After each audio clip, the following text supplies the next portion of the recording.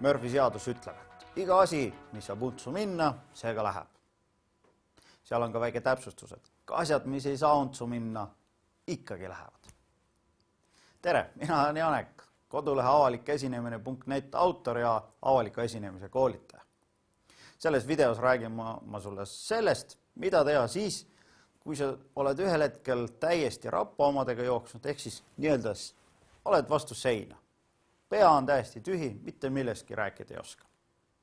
Räägin sulle selles videos ka sellest, kuidas omale märkmeid teha ja millised need märkmed olema peaksid. Alustame siis sellega, et mida teha siis, kui sa ühel hetkel tunned, et mõte on kinni või oled omadega täiesti sassi läinud selle tekstiga. Ehk siis võrdlus on selline, et kui ma peaksin praegu liikuma sinna, ukse poole, nüüd ma siin kõnnin ja olen kõmdi vastu seina. Tavapärane reaktsioon võiks ju esinemise mõttes olla see, et hakkad hädaldama. Mida ma räägin? Pidi midagi rääkima. Mõte on tühi. Mida ma pean tegema? No keegi meist ei hakka siin seina ees hädaldama. Sein on ees. Mis ma teen? Sein on ees. Mõtle, kuhu ma võiksin astuda, olles siin seina ääres, selleks, et seda ust seal näha. Vasakule pole mõtet, paremale ilmselt pole ka mõtet. Astun sammu tagasi. Kui ma astun sammu tagasi, siis ma näen, uks on seal. Avaliku esinemise mõttes tähendab see seda, et kui ühe hetkel tunned, et pea on tühi, mõte kadus käest ära, mida rääkida, siis astu see täpselt see sama samm tagasi, ehk siis võta viimane selge mõte, mida sa siin väljendasid ja alusta uuesti. Kui sul midagi teisiti pähe ei tule, alusta samade sõnadega. Hea muidugi oleks, kui sa võib-olla seda mõtet mingite teiste sõnadega alustaks, aga veel kord. Niipea, kui sa seda tegema hakkad, on üsna selge, et lause pealt või teise lause pealt juba mõte läheb lahti ja sa tead, kuhu edasi minna. Nii et alusta viimase selge mõttega. Asi, mida ma soovitan sul mitte kindlasti teha, on ära hakka pomisema siin. Mida tavaliselt tehakse, kui selline segadusse sattuv hetk on või kui märkmed käest lähevad ära? Langetad pilgu paberi peale ja tekst on läinud. Nüüd hakatakse seda teksti siin otsima ja siis hakatakse pomisema, et ja siis mõned hakkavad ka vabandama, et nüüd läks vist sassi või midagi sellist. Ei ole mõtet seda teha. Pea see korralik vaikne paus siia sisse ja kuulad ei saa arugi, et midagi valesti. Sest vaata, siin tuleb mängu ajataju küsimus. Kuulajad, kes seal saalis on, nende jaoks on see paus ju järgmine. 1, 2, 3, 4, 5 sekundit.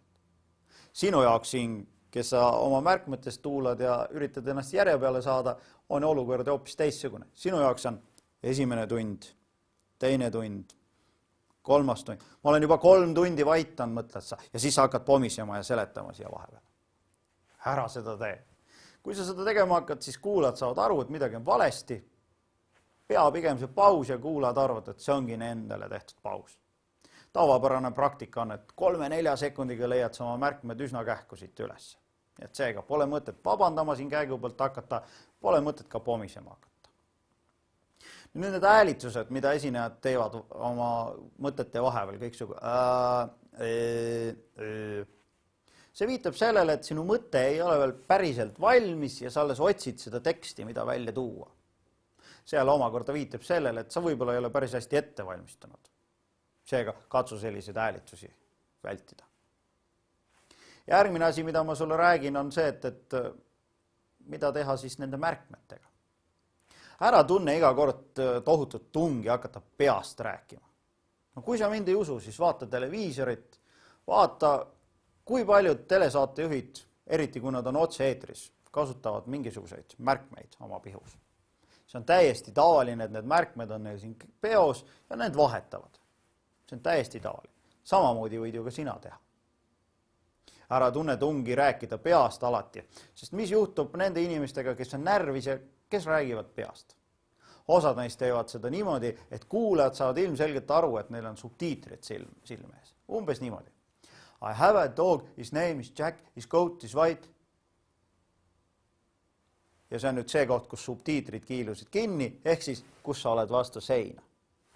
Kui sul oleksid nüüd märkmed, siis sa teeksid selle pausi ja leiaksid, et lause lõpeb his name is Jack. Seega, tee omale korralikud märkmed ja ära tunne alati tungi rääkida peast. No muidugi, peast rääkimine mõjub oluliselt paremini, ei ole võib-olla nii kunstlik ka, kui maha lugedes, aga mis on oluline? Kas oluline on see, et sa saad korralikult ja mõjukalt oma juttu tehtud või see, et sa räägid niimoodi? Ikka see esimene, eks. Nüüd, mida nende märkmetega teha? Mida sa üldse märkmetena võid kasutada, on ju ka küsimus. Ja mida selleks tehakse? No PowerPoint, eks. Nüüd see PowerPoint esitlus, mida sa siin näitad oma kuulajatele, ka need võivad sinu märkmed olla. Kui sa seda PowerPointi oma märkmetena kasutad, mida ma soovitan teha? Need laused, mis seal PowerPointi esitluse peal on, peavad olema piisavalt selged. Selles mõttes, et kuulajad saavad selle ühe lausega üle aru, mida sa tahtsid öelda ja sa ise saad ka aru, kui sa neid märkmetena kasutad. Sama käib ka nende märkmete kohta, mis sul siin peopesas on või siis suure paberi peal. Sa pead ise aru saama, mida sa oma märkmetesse kirja oled pannud.